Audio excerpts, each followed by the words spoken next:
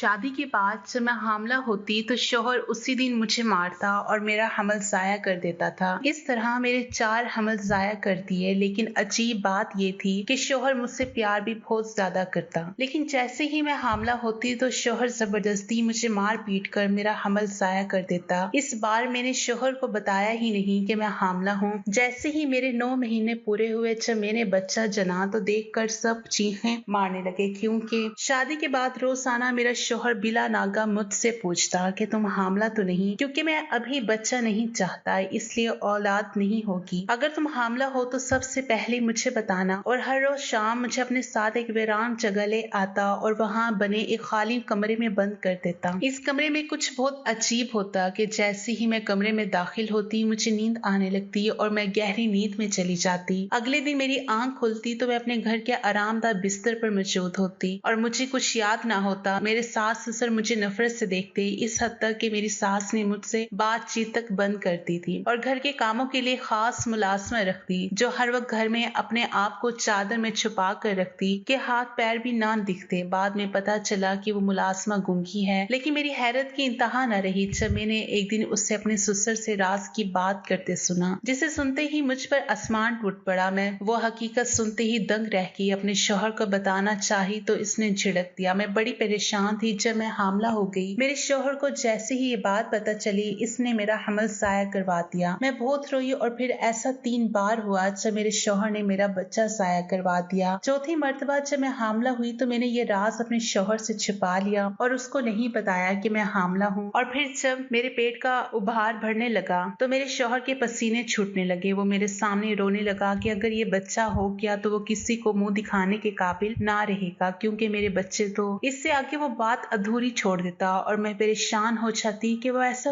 आखिर क्यों करता है, भला बच्चा होने से कैसे। लेकिन इस बार अपने शौहर की लाख कोशिशों के बावजूद मैंने अपने बच्चे को बचा लिया था। लेकिन जैसे जैसे डिलीवरी के दिन करीब आने लगे मेरे शौहर की हालत खराब से खराब तर होने लगी। जब डिलीवरी का दिन आया तो डॉक्टर ने यूं ही, मेरा नाम फरवा है, मैं कराची की रहने वाली हूँ, मेरी तालीम 10वीं जमात तक है। मुझे पढ़ने का बहुत शौक था। मेरी माँ भी काफी पढ़ी लिखी थी पर अब्बा अनपढ़ थे। अब्बा का अपना बड़ा तजारती कारोबार था। मेरे माँ बाप में बहुत मोहब्बत थी लेकिन ना इत्तफाकियां भी बहुत थी। मेरे माँ बाप का अक्सर झगड़ा भी होता था क्योंकि हम लोग जिस बरादरी से ताल्लुक रखते थे उनकी कुछ रवायात थी जो इल्म व शऊर होने की वजह से अम्मा को कतई तौर पर कबूल ना थी और किसी सूरत अपनी खानदानी रवायात के खिलाफ नहीं जाने देते थे। इनका कहना था कि हमारे बुजुर्गों ने बहुत सोच समझ कर ये रवायात बनाई हैं जिन्हें तोड़कर वो गुनाह के मुर्तकिब नहीं हो सकते। लेकिन जिन रवायात का दीन से कोई ताल्लुक ही नहीं, इनका भला तो क्या था। लेकिन अब्बा की ये बात और जैसे बरादरी के हर मर्द की सोच से परे थी, इस हद तक कि अपनी औलादों में शऊर बेदार करने वाली माएं भी उसी बोसीदा रवायत की पैरोकार थीं, जिनमें ये 3 रवायात अफजल थी। पहला ये कि बेटी की शादी बरादरी के ही किसी लड़के या मर्द से होगी। गैर बरादरी से लड़की आ तो सकती है जैसे मेरी माँ आई थी, लेकिन जा नहीं सकती। फिर चाहे बरादरी में शादी का जोड़ हो या ना हो, उम्र का फर्क भी भुला दिया जाता था। बस जैसे ही लड़की 18 साल की होती उसे बरादरी के किसी लड़के के साथ बांध दिया जाता। अगर कोई लड़की अपने कदम बाहर उठा ले या तो उसे बरादरी और घर से तमाम रिश्ते खत्म कर दिए जाते थे या फिर बरादरी के अजमत और गैरत के एवज इसे मार दिया जाता था। दूसरी रस्म औरतों की तालीम से इनकार था। हमारी बरादरी में औरत की तालीम को गैर जरूरी माना जाता था और अगर लड़की ज्यादा पढ़ ले तो इसे बुरा समझा जाता था। वजह ये थी कि ज्यादा तालीम हासिल करने के बाद औरत खुद कफील हो जाती थी और फिर मर्दों के सामने जबान खोलती थी। जैसे मेरी माँ मेरे बाप के मुकाबले आ खड़ी हुई थी। औरतों के जाहिल होने की वजह से ही आज भी बरादरी इन्हीं गंदी रस्मात पर अटकी हुई थी। तीसरी और सबसे अज्जतनाक रस्म के कुछ भी हो जाए औरत ना खुला ले सकती थी ना ही इसे तलाक दी जाती थी। अगर औरत ना पसंद भी हो तो सारी जिंदगी शौहर के नाम पर बैठे, पर तलाक या खुला नहीं। इनका कहना था कि डोली बाप के घर से निकली है तो जनाजा शौहर के घर से ही उठे। शरीयत ने इस्लाम में जो औरत को हक दिया गया था वो यकसर छीन लिया गया था। शौहर अगर मार पीट तशद्दुद भी करे तो शौहर के नाम से ही जिंदगी गुजारना फर्ज था। लेकिन मेरी अम्मी तमाम रसूमात के सख्त खिलाफ थी। लेकिन कब तक खिलाफ रहती, एक तो वो औरत, लेकिन अम्मा की बातों से अब्बा की सोच में मुस्बत तब्दीली जरूर आई थी। लेकिन वो एक रवायाती मर्द थे।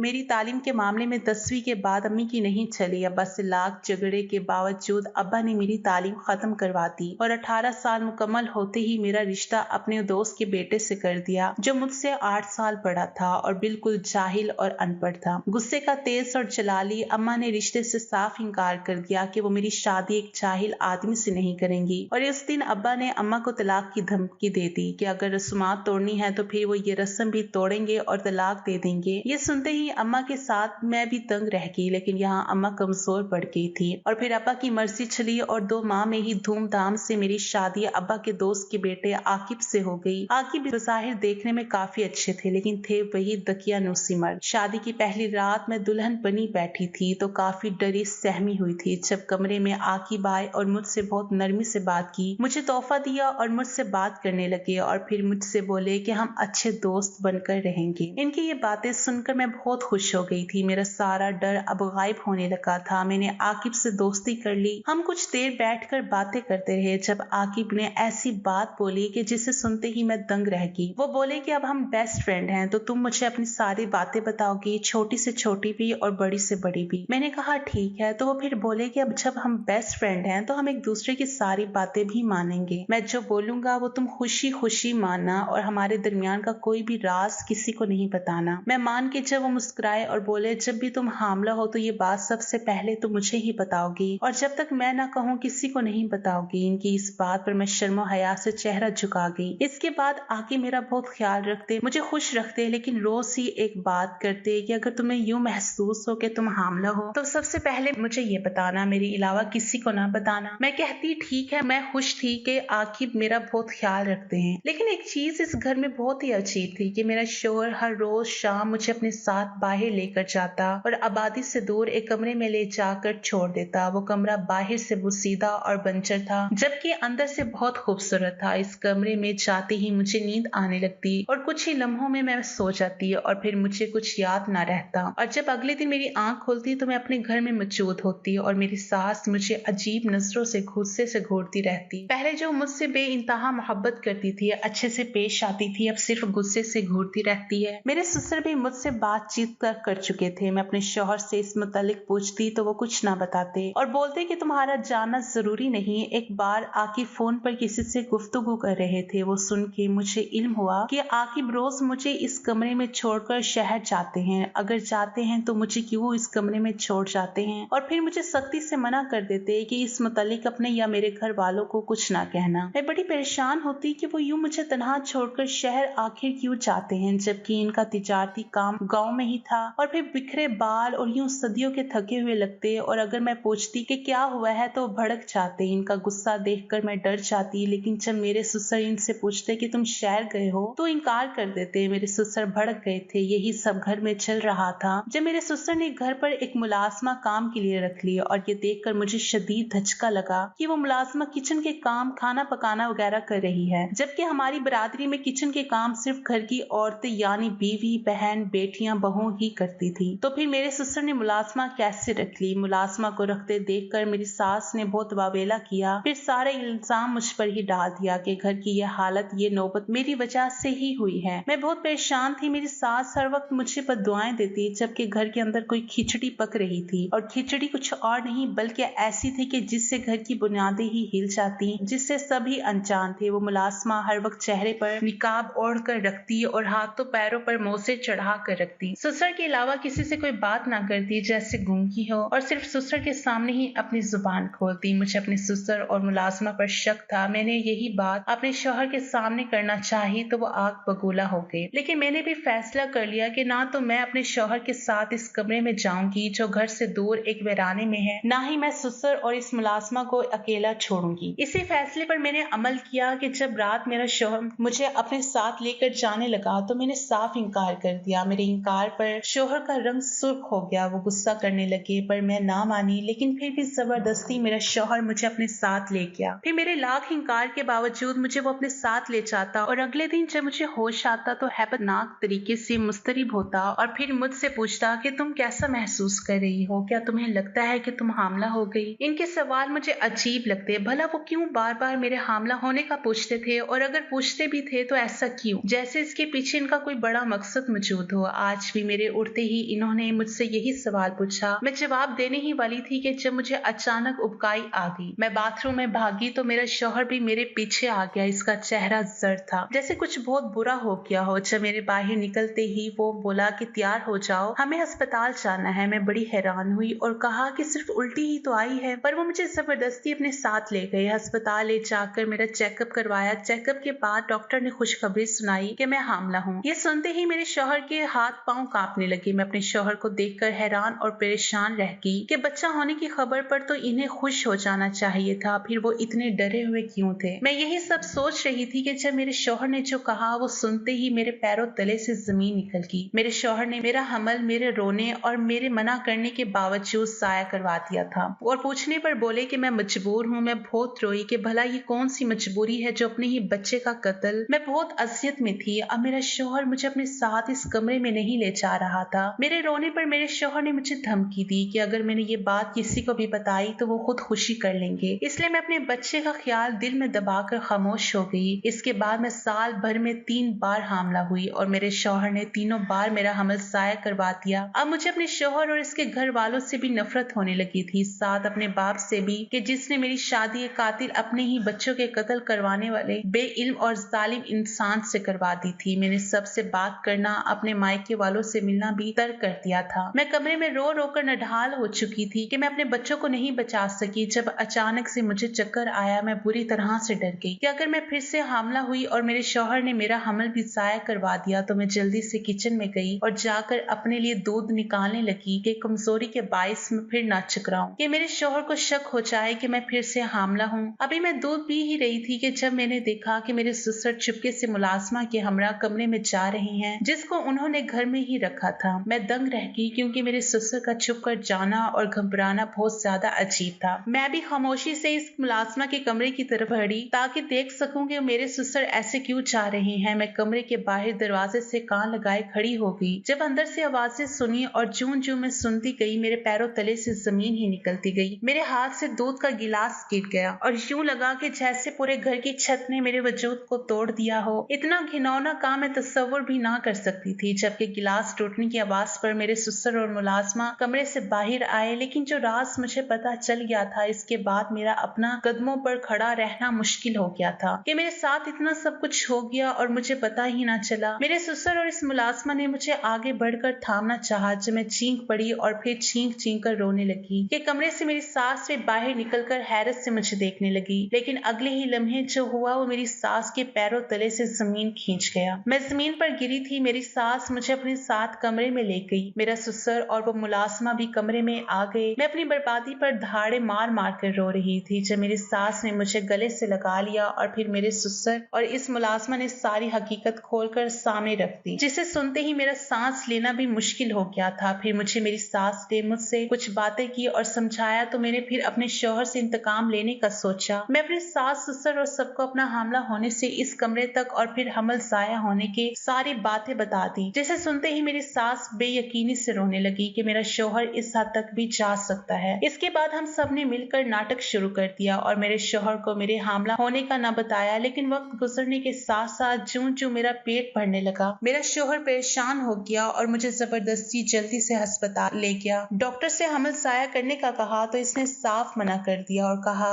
कि अगर अब हमल जाया हुआ तो लड़की मर जाएगी। ये सुनते ही मेरा शौहर सर पकड़ते हुए रोने लगा और बोला कि अगर ये बच्चा इस दुनिया में आ गया तो मैं किसी को मुंह दिखाने के काबिल ना रहूंगा। मैं अपने शौहर की बात सुनकर हैरान ना हुई थी क्योंकि मैं इसका राज जान चुकी थी, इसलिए खामोश रही। जबकि मेरा शौहर रोने लगा और फिर गुजरते दिनों के साथ इसकी हालत खराब होती चली गई और वो जरूरी काम का कहकर शहर चला गया। यहाँ मैं सब कुछ जानते हुए भी बिल्कुल अनजान थी। जब मेरी डिलीवरी के दिन करीब आए, मेरा शौहर शहर वापस आया तो इसकी हालत खासी खराब थी। सदियों का मुसाफिर लग रहा था। मेरी डिलीवरी का दिन आया और हम अस्पताल गए तो अंदर डॉक्टर ने मुझे चेक किया और जब आधे घंटे के बाद मेरी गोद में मेरा बच्चा ला कर रखा गया तो बताया कि मेरा बच्चा अंधा पैदा हुआ है। ये सुनते ही एक मातम छा गया जब मेरा शौहर घुटनों के बल नीचे बैठकर जोर जोर से रोने लगा और मुझसे हाथ जोड़कर माफी मांगने लगा, साथ ही अपने सारे गुनाह कबूल कर लिए। तभी कमरे में आती मुलाजमा ने भी अपना निकाब उतार दिया, जिसे देखते ही मेरे शौहर के कदमों तले जमीन खिसकी थी और फिर वो ढेर होता चला गया था क्योंकि कमरे में दाखिल होने वाली लड़की कोई और नहीं बल्कि मेरे शौहर की। मेरे शौहर अपने दोस्तों के साथ कुछ साल पहले शहर गए थे। वहाँ हुंसा की वादियों में घूमते इन्हें वहाँ एक लड़की मिली थी और जिस कॉटेज में ठहरे थे वो लड़की वहाँ वहाँ खाना बनाती थी वो लड़की बला की हसीन थी, बिल्कुल कश्मीरी सेब की तरह। जब मेरे शोहर को वो पसंद आ गई, लेकिन वो बहुत मासूम थी और साथ समझदार भी। इसने मेरे शोहर को एक हद से आगे ना बढ़ने दिया। जहाँ मेरे शोहर होते वो वहाँ से रास्ता बदल लेती, जबकि मेरे शोहर को इससे शदीद किस्म की मोहब्बत हो गई थी कि वो बरादरी की रिवायत भी भूल गए थे और फिर हुंसा की वादियों में ही इसके बाप से रिश्ते के मुतालिक बात करके इससे निकाह कर लिया। इस लड़की के बुरे बाप को भी एतराज ना हुआ कि वो जिम्मेदारी से सबक दोष हो जाएंगे। शादी के 2 माह तक मेरे शोहर इस लड़की के साथ रहे। जब गांव के बुलावे पर इन्हें जाना पड़ा और वो वापस आने का वादा करके गांव चले गए, वहां इनकी पहली बीवी इंतजार करने लगी और इस इंतजार का अरसा तवील तर होता चला गया और वो एक बच्चे को जन्म दे गई। लेकिन वो वापस ना लौटे, साथ ही इसे अपने नाम के साथ बांध रखा। दूसरी तरफ मेरा शौहर बुरी तरह से परेशान था कि जज्बात में आकर इतना बड़ा कदम उठा तो लिया है, लेकिन अगर ये बात बरादरी में पता चली तो बहुत बुरा होगा। इसी बुज़दिली की वजह से वो छुप गया और इस लड़की को बेआसरा छोड़ दिया। जब बच्चा 3 माह का हुआ तो मालूम पड़ा कि इसके दिल में सुराख है और ऑपरेशन जरूरी है। वो जो सोच चुकी थी कि मर जाएगी पर दोबारा इस इंसान के मुतालिक ना सोचेगी, बुरी तरह तड़प गई और फिर हर तरीके से ढूंढने की कोशिश की। जब अल्लाह के करम से इसे हुंसा में इनका दोस्त नजर आ गया, क्योंकि वो तालीम याफ्ता शहरी था, इसलिए इस लड़की की बर्बादी पर इसको बड़ा रहम आया। इसे मेरे शौहर के घर पहुंचा दिया। वो वहाँ सब घर वालों के सामने बहुत रोई और बच्चा आगे कर दिया, लेकिन उस वक्त डट कर मेरा शौहर मुकर गया और कहा कि वो इस औरत को नहीं जानते जो न जाने किसका गुनाह इनकी झोली में डाल रही है। बरादरी वालों ने इस लड़की को घर से निकाल दिया और बहुत जलील किया। मेरी सास ने भी बेटे पर यकीन किया। जब इस लड़की ने रोते हुए मेरे शौहर को बददुआ दी कि अगर तुम झूठे हो और मैं सच्ची तो अल्लाह करे कि तुम्हारी औलाद भी माजूर पैदा हो, किसी ऐसी बीमारी में मुलविस हो कि तुम खून के आंसू रो। उस वक्त अपना डर, अपनी इज्जत की इतनी फिक्र थी कि वो सब फरामोश कर दिया गया, यहाँ तक इंसानियत भी कि अपनी सगी औलाद पर भी रहम ना आया। लेकिन मेरे ससुर को उस लड़की पर यकीन आ गया था या फिर बाप की जीनत निकाहों का नतीजा था। इस लड़की के बाहर निकलते ही मेरे ससुर ने अपने मुलाजिम से इसे बुलवाकर खामोशी से इसके साथ ठहरा दिया और सबसे छुपाकर इस बच्चे का DNA करवाया तो मालूम हुआ कि वो लड़की बिल्कुल सच कह रही थी। इसके बाद मेरे ससुर ने इस बच्चे और अपने खानदान के वारिस का इलाज करवाया, लेकिन इसे छुपा कर रखा। फिर जानबूझ के मेरे शौहर की शादी मुझसे करवा दी और फिर इसी बदवा को लेकर मेरा शौहर खौफज़दा था, क्योंकि जब वो लड़की घर से निकल कर गई थी तो बाद में मेरे शौहर ने उसे बहुत ढूंढा था और फिर मुकम्मल तौर पर उसे ढूंढते ही रहे। जब इनके बार बार शहर जाने पर मेरे ससुर ने गुस्सा किया तो वो मुझे अपने साथ इस वीरान कमरे में ले जाते और घर पर कहते कि मुझे मायके लेकर गए हैं, जबकि मुझे उसी कमरे में मुलाजमीन के जेरे निगरानी छोड़कर खुद शहर चले जाते। इसलिए मेरी सास मुझसे नफरत करने लगी थी कि मैं घर बनाने वाली लड़की नहीं हूँ, क्योंकि मैं घर में नहीं रहती थी।